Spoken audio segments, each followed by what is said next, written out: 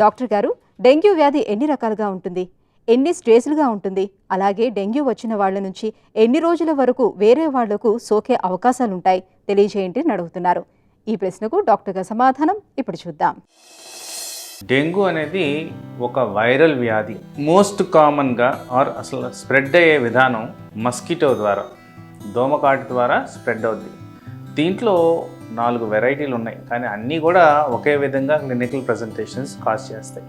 Clinical ప్రజెంటేషన్స్లో first 1 to 4 days fever, rash, weakness, నీరసంగా ఉండడం, ఒళ్ళు నొప్పులు వీటితో ఎక్కువగా ప్రజెంట్ అవుద్ది. ఈ ఫేజ్ అయిపోయిన తర్వాత రక్త కణాల్లో మార్పులు వస్తాయి. ఆ రక్త కణాల్లో మార్పులు వచ్చేది ప్రిడామినెంట్గా వచ్చేది ప్లేట్లెట్ కౌంట్ అనేది తక్కువ అవడం, తెల్ల కణాలు తక్కువ అవడం.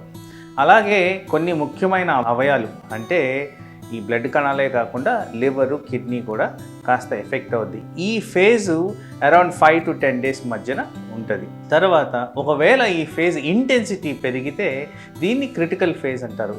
ఈ క్రిటికల్ ఫేజ్లో ఏంటంటే ఎక్కువగా డీహైడ్రేషన్ అవడం, ఈ అవయాలు ఏవైతే డిస్ఫంక్షన్కి గురవుతాయో స్టేజ్ 2లో ఇంకా సివియర్గా మారడం, సెప్టిక్ షాక్ రావడం, ప్రాణాంతకరం కూడా అయ్యేదానికి ఆస్కారం ఉంది. సో అర్లీ డిటెక్షన్ ఆఫ్ డెంగ్యూలో మనం ఇలాంటివన్నీ నివారించి సింపుల్ నార్మల్ వైరల్ ఫీవర్ లాగా ట్రీట్మెంట్ ఇస్తే సరిపోతుంది. ఎస్పెషలీ ముఖ్యంగా మనం గమనించుకోవాల్సింది హైడ్రేషన్ ప్రాపర్గా ఉందా లేదా, ఫుడ్ ఇంటేక్ ప్రాపర్గా ఉందా లేదా, కణాలు బాగున్నాయా లేవా, ఆర్గన్స్ డిస్ఫంక్షన్ ఎక్కువగా ఎఫెక్ట్ కాకుండా కాపాడుకోవడం, ఇలాంటివన్నీ చేస్తే డెంగ్యూని ఈజీగా ట్రీట్ చేసి నివారించుకోవచ్చు.